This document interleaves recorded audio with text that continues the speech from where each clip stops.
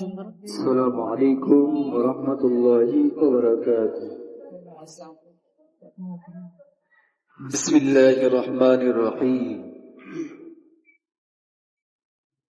আমি যুব সমাজকে নিয়ে কথা বলবো। প্রথমে আমার মেসেজ,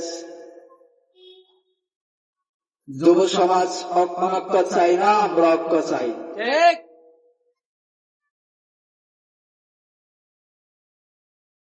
আল কোরআন বলছে লালিকাল কিতাবুল লা রাইবা ফিহি, কোরআনে কোনো সন্দেহ নাই। যদি কোরআনে কোনো সন্দেহ না থাকে তাহলে আমরা আলেমরা ভিন্ন কেন?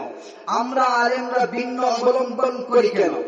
একদল বলছে রাসূল মাটি, আরেক দল বলছে রাসূল নূর, একদল বলছে রাসূল নূর, আরেক দল বলছে রাসূল মাটি, আরেক দল বলছে রাসূল জিন্দা, আরেক দল বলছে রাসূল মরা।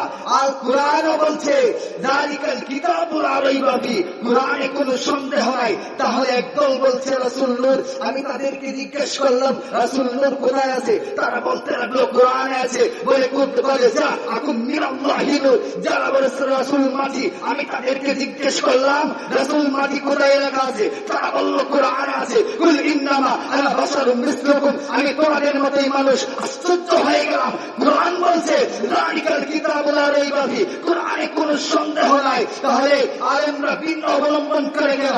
একদল বলছে যারা বলে রাসূল নূর, তাও নাকি কোরআনে আছে, আর আরেকদল বলছে রাসূল মাটি, তাও নাকি কোরআনে আছে। আমি আলা হযরত বেরেলভীর কলমদারকে জিজ্ঞেস করলাম আলা হযরত কি হতে পারে? আলা হযরত ডাক দিয়ে বলে পাক মেঘে বাঁচা বাঁচা নূর কা তুহে আইনে নূর কা সব तरह का नूर का